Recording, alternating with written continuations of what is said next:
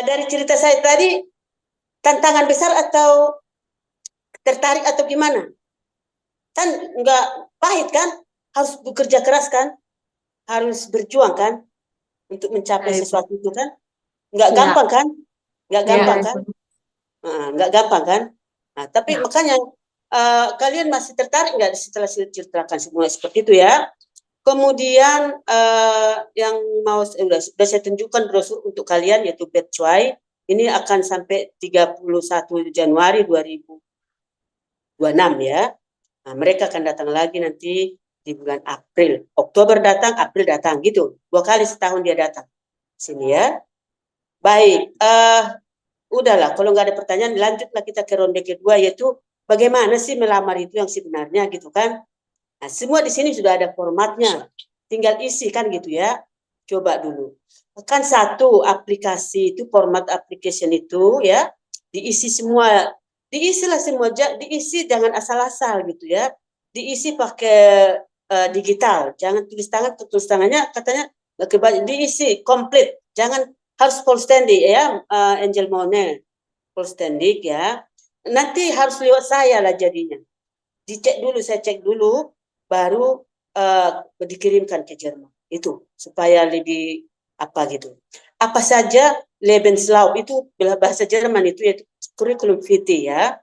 Kurikulum vitae itu sudah ada formatnya, diisi juga secara digital gitu. Ada foto ya. Kemudian ada juga nanti dikasih foto sendiri. Kemudian akan diisi lagi foto, ada apa? Ada sebuah format itu, tapi ada lagi seperti yang pernah pertama saya kasih punya Tia itu, Nining Tias itu, harus ada juga itu. Kemudian ada kartu kan belum ada. Siapa yang punya paspor sudah? Ada yang punya paspor? Lena udah punya paspor belum? Kalau Sudah, belum Prof. punya paspor, Sudah, fotokopi Prof. apa? Scanan KTP, Ya, sudah scanan ada, Prof. KTP ya. Kemudian apa ya?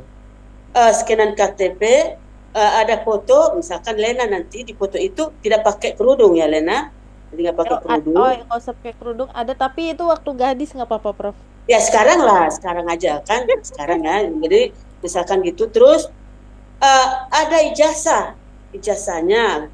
Kalau belum diterjemahkan ke bahasa Jerman, kalau Lena kan dari Horizon itu sudah dua language ya, sudah dua bahasa itu ya. Iya, dua bahasa. Iya, kalau dari situ ya, silakan yang ijazah nurse-nya lah. Kalau kalian yang nurse itu ijazah S1 dan nurse itu di scan, kemudian di apa diisi gitu kan? Di scan baru dikirim nanti.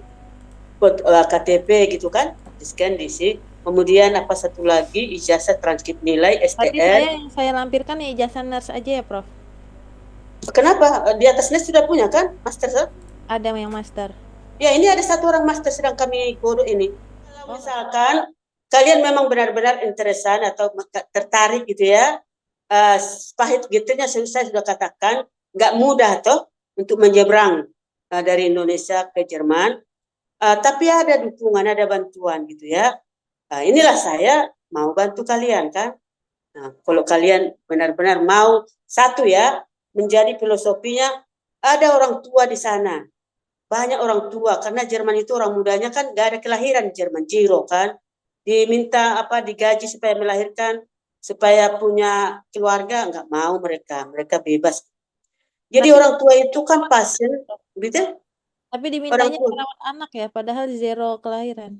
iya, karena sejak tahun 2000 berapa yang saya di situ ya, tahun 2000 itu sudah ada kebijakan setiap orang yang mau hamil dikasih uang untuk itu.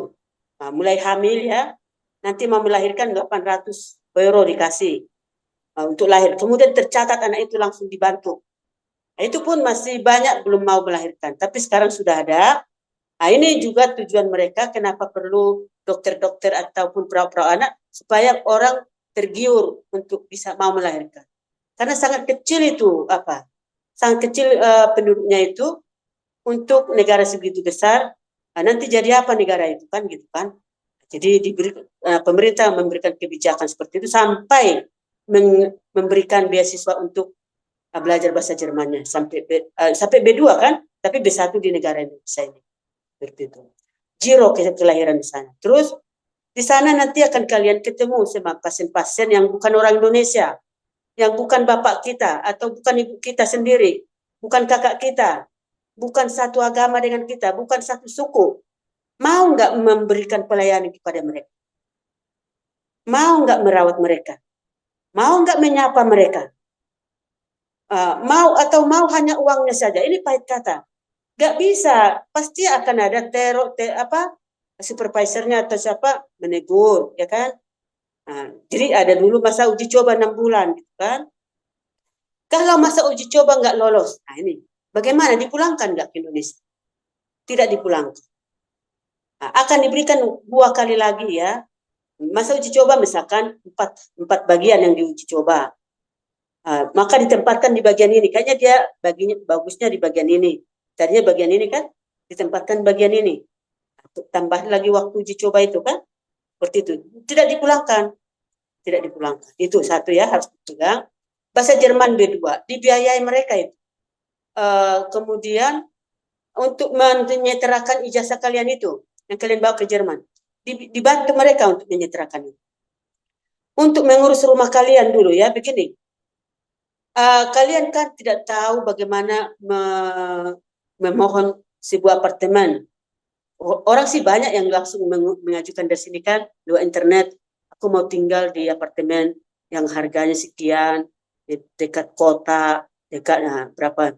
Cuman kan takutnya kalian nggak tahu, mereka bantu nanti mencari apartemen yang dekat rumah sakit itu. Bantu. Jadi bagaimana model apartemen itu? Wohnung namanya ya. Dalam wohnung itu wohnung gemeinsam. Maksudnya satu rumah, satu apartemen, katakanlah satu tingkat stok ya, katakan lantai 6. Tinggallah di situ, katakanlah 6 orang, ada 6 kamarnya. Ada 6 kamarnya ya. Tapi dapurnya 1.